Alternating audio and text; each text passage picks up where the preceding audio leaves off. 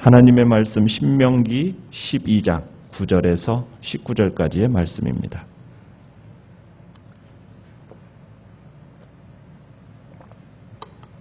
신명기 12장 9절에서 19절까지 교독하겠습니다. 9절입니다. 너희가 너희 하나님 여호와께서 주시는 안식과 기업에 아직은 이르지 못하였거니와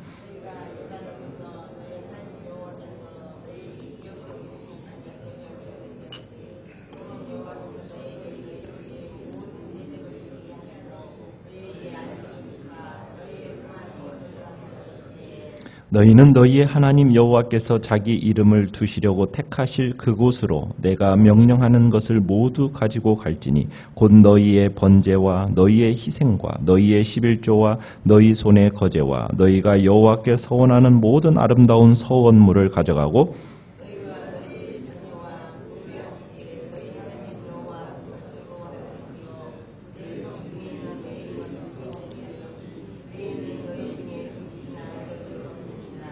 너는 삼가서 내게 보이는 아무 곳에서나 번제를 드리지 말고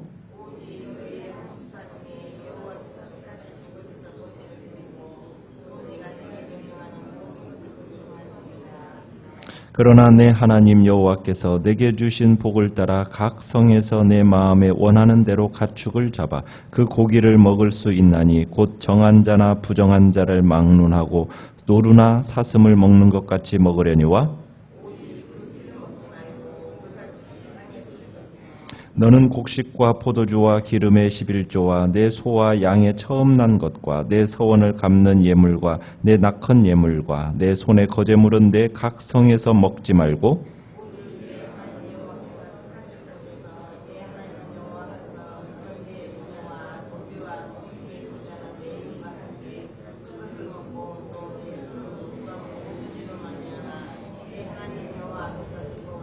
같이 읽습니다. 너는 삼가 내 땅에 거주하는 동안에 레위인을 저버리지 말지니라. 아멘. 오늘 말씀의 제목은 바로 그거야 라는 제목으로 말씀을 나눕니다. 제가 하나님께서는 이스라엘 백성들이 약속의 땅 가나안에 들어가면은 어떻게 살아야 할지에 대한 지금 기준을 제시해 주고 계십니다. 어제 말씀에서는 가나안 땅의 우상들을 타파할 것에 대한 말씀을 얘기하면서 그것과 함께 한 가지 또 얘기한 게 뭐였습니까? 하나님께서 단일 중앙 성소에서 제사하는 명령을 주고 있습니다. 단일 중앙 성소 제사 명령이라는 것, 그것과 관련해서 오늘 본문에서는 제단의 제물용으로 짐승을 잡는 법, 그리고 식용으로 짐승을 잡는 법에 관련되어서 이야기를 하고 있습니다. 이스라엘이 이제 가나안에 정착하게 되면 오늘 이제 10절에 보듯이 모든 전쟁이 멈출 겁니다. 그리고 이스라엘이 그곳에서 안식을 얻게 될 겁니다. 이 모든 것들은 이스라엘의 노력의 결과가 아닙니다. 스스로 얻어내는 결과가 아니죠. 하나님이 이스라엘의 적들을 물리치신다고 얘기하시면서 그들에게 자기 백성들에게 안식을 주신다라고 얘기합니다. 하나님께서 이렇게 이스라엘 백성들에게 평안한 시기를 주실 때 반드시 잊지 말고 기억해야 할 것이 있다라는 거예요. 그것은 여전히 하나님만을 섬기라는 겁니다. 그분의 명령을 충실하게 따르라는 거예요. 이 율법이 준수하도록 강요되기 이전에 하나님께서 먼저 복된 약속이 성취될 것을 말씀하고 계십니다. 그러니까 하나님의 은혜에 충분히 감동된 후에 하나님의 말씀에 순종하게 되는 거죠. 그러니까 하나님은 우리가 어떠한 일을 이제 하라고 명령하시기 이전에 먼저 어떤 일이 있다라는 겁니까? 우리를 향하여 충분한 은혜를 먼저 주시면서 그 은혜에 감동하는 그 마음을 가지고 순종할 것을 요구하신다는 겁니다. 자, 11절로 가보시면은, 자, 이스라엘 백성이 하나님께 제사 드리기 위해서 어디로 지금 가라고 얘기하고 있습니까? 11절에서 너희는 너희 하나님 여호와께서 자기 이름을 두시려고 택하실 그곳. 그러니까 이스라엘의 모든 지파 가운데서 택하실 그곳이 있다라는 거예요. 그곳에서만 예배를 드리라는 겁니다. 하나님이 그곳에 이름을 두신다는 것은 그곳이 하나님의 소유권이 되어서 하나님께 속한 것이다라는 것을 의미하는데요. 여기서 주목해야 할 사실은 반드시 하나님이 지정하신 곳에서만 백성들이 번제를 드리고 예물을 드릴 수 있도록 하셨다라는 겁니다. 13절로 가보시면 내게 보이는 아무 곳에서나 번제를 드리지 말라는 거예요. 아무리 적합한 제물이라 할지라도 하나님이 보이신 그 택하신 곳에서 제사를 드리지 않으면 도리어 그것은 죄가 된다는 얘기입니다. 왜 하나님은 가나안 정착 이후에 정말 하나님을 섬기길 명하시는데 굳이 장소를 구별해서 지정하시는 이유가 무엇이겠습니까? 그것은 가나안 족속들과는 다른 우상 숭배와 구별하시기 위함입니다. 가나안 우상 숭배자들은 어떻게 제사를 지냈습니까? 어제 2절에서 보듯이 자기가 그냥 이곳저곳 편한 대로 이곳저곳에다가 산당 짓고 재단 쌓고 자의적인 방법으로 제사를 드렸어요. 그러나 이스라엘은 그렇게 예배드리는 게 아니라는 거예요. 오직 하나 그곳에서만 하나님께 예배를 드려야 된다는 겁니다. 오직 하나님이 정하신 그곳에서만 예배 드려야 된다는 거예요. 하나님이 말씀하신 그 말씀대로 예배를 드려야 되지 인간의 자의적인 방법을 따라서 예배 드려서는 안 된다. 하나님의 인도 따라서 너희가 이곳에 오게 된 것처럼 앞으로도 그곳에 가서 오직 한 곳 그곳에 가서만 예배를 드려야 된다. 구원은 오직 하나요. 하나님께 나아가는 예배 드리는 그 방법도 오직 하나라는 것. 그것이 신약에서 어떻게 성취되어졌다고 말씀을 드렸습니까? 예수 그리스도 오직 그 한 분만이 구원의 유일한 통로요. 하나님께로 나아갈 수 있는 유일한 오직 한 길은 예수 그리스도밖에 없음을 예표해 주고 있다고 말씀드렸어요. 자, 그곳에 가서 이제 제사를 드리는데 6절과 11절을 보시면은 자, 그곳에서 어떤 제사가 드려지게 됩니까? 번제, 그 다음에 희생이라고 하는데 이 화목제, 그 다음에 11조, 거제, 그 다음에 서원제. 6절로도 가보시면 비슷하게 거기에서는 끝에 보면 낙헌예물, 처음 난 것들 이런 식으로 하나님이 정하신 제물을 주님께서 지정하신 곳에서만 이제 드려야 된다는 거예요. 자, 그러면서 이제 누구와 함께 하라고 얘기하고 있느냐면 7절 끝에 가보시면은 너희와 누가요? 너희의 가족이 즐거워할지니라. 그러니까 하나님 앞에서 가족의 대표만이 아니죠. 온 가족이 함께 그곳에서 성소에서 함께 먹고 즐기라는 겁니다. 하나님께서 내려주신 축복은 온 가족이 함께 먹는 거예요. 자, 그러면 온 가족이라고 하면은 그 온 가족의 정의는 어떻게 되는가? 12절로 다시 한번 가보십시다. 자, 온 가족의 정의를 뭐라고 어떻게 하고 있습니까? 너희와 너희의 자녀와 그 다음에 또 누가 들어갑니까? 노비와 그 다음에 내 성중에 있는 레위인까지 온 가족이라는 표현에는 그냥 내 자식까지만이 아니라 노비요 또 레위인까지도 다 포함되고 있다는 사실이에요. 그것이 바로 이제 레위인은 기업을 받지 못한 자이기 때문에 이스라엘 사람들이 그들의 의식주에 대한 보장으로서 지금 그 부분에 대한 이야기를 하고 있어요. 함께 온 가족이 먹을 때 어떻게 한다고요? 여호와 앞에서 즐거워하라. 그죠? 지금 우리가 7절도 보시면은 맨 끝에 너희와 너희의 가족이 뭐해라? 즐거워하라. 그 다음에 12절에서도 여호와 앞에서 즐거워하라. 그 다음에 18절 끝에도 가보시면은 거기도 마찬가지로 뭐 합니까? 즐거워하라. 여호와 앞에서. 하나님께 드려지는 예배의 특징입니다. 예배의 특징에는 뭐가 있어야 된다고요? 즐거움이에요. 즐거움. 하나님께로부터 받은 풍요로움을 가지고 하나님 앞에 즐기는 입장에서 기뻐해야 된다는 거예요. 우리가 받는 것은 기쁘고 즐거워요. 그런데 이 즐거움 속에는 뭐가 들어있습니까? 뭐 하면서 지금 즐거워하고 있죠? 드리면서 즐거워하고 있어요. 그죠? 드리면서.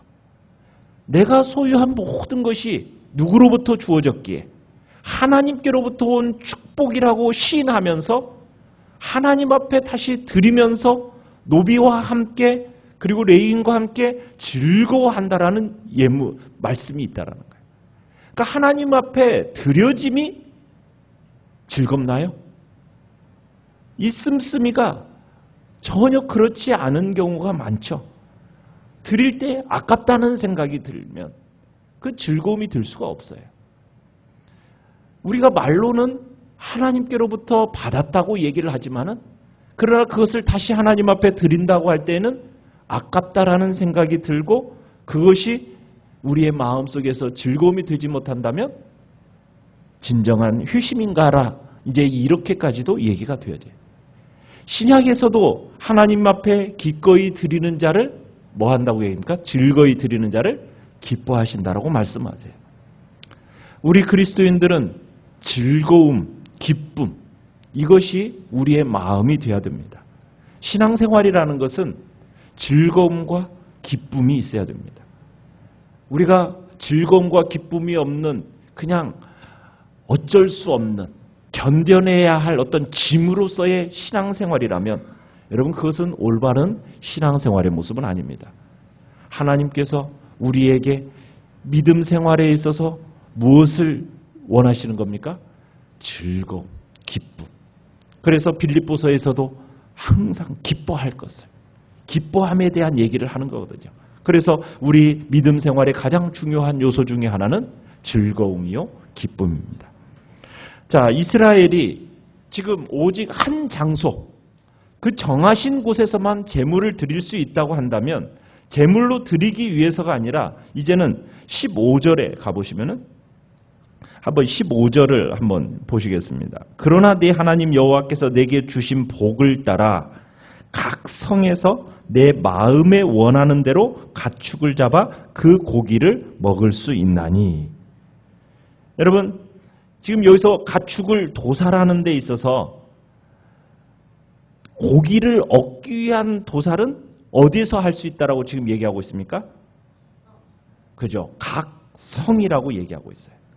그런데요, 레위기 17장에 가보면은 뭐라고 되어 있느냐면 레위기 17장에서는 식용이나 제물용이나 모든 짐승을 잡을 때에는 항상 회막문 앞으로 와서 잡고 피를 단에 뿌리고 기름을 하나님께 화목제로 드린 다음에 먹도록 규정하고 있어요.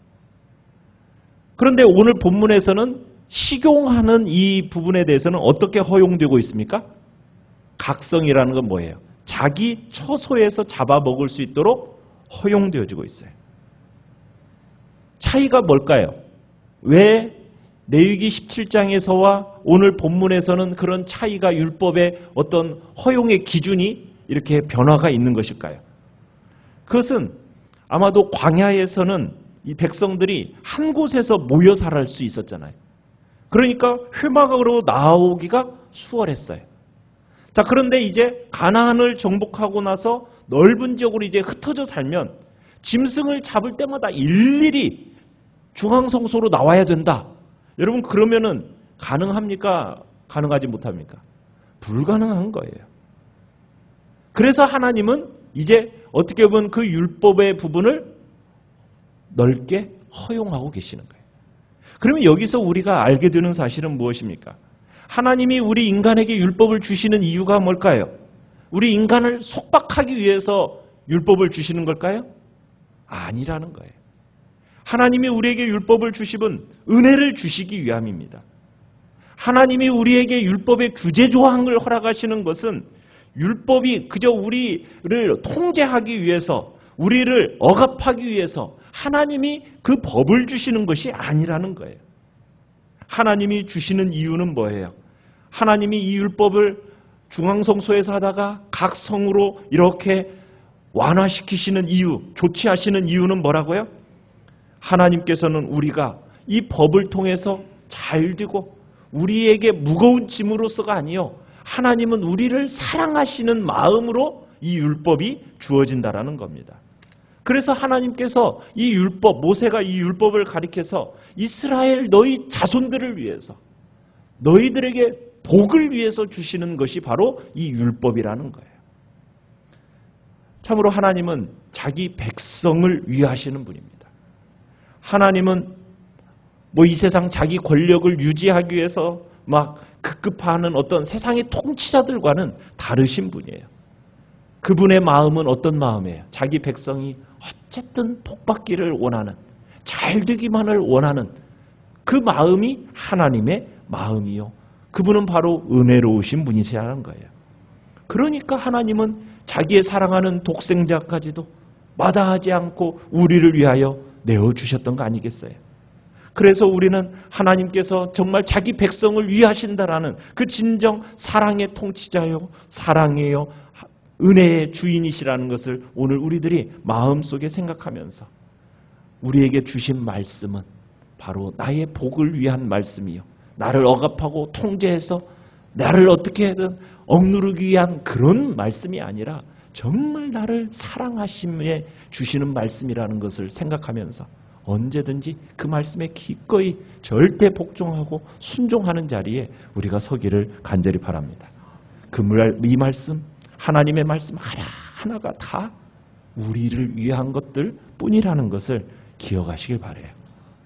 자, 그러면서 16절을 가보면은 뭐라고 얘기하고 있습니다. 도살한 고기는 뭐 하지 말라. 피는 먹을 수 없다.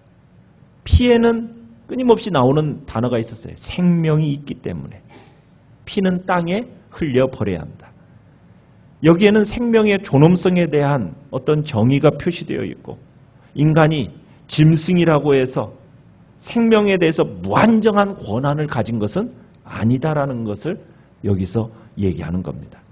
그러니까 하나님은 그리스도인에게 모든 것이 가능하지만은 어떤 부분에서는 유익하고 덕을 세우는 것이 아니라면은 언제든지 그것을 할 수 있는, 내려놓을 수 있는, 우리는 하나님이 원하시는 모습으로 하나님을 섬겨나가도록 우리는 부름을 받았습니다. 오늘도 우리의 삶에 있어서 하나님이 원하시는 것 무엇인가, 거룩한 삶의 모습으로 정말 주님을 미소짓게 하는, 그리고 우리에게 즐거움으로 나아갈 수 있는 그런 복된 예배가 우리 안에서 드려지기를 간절히 바랍니다. 오늘 말씀을 생각하면서 기도하시고요. 연약한 우리의 지체들을 위해서 기도해 주시기 바랍니다. 그리고 이번 주 청년부 수련회를 위해서 하나님의 은혜를 놓고 기도해 주시길 바랍니다. 이 땅에 하나님의 긍휼과 자비가 이 폭염 가운데 고통당하는 이 민족을 하나님 또한 긍휼히 여겨달라고 위해서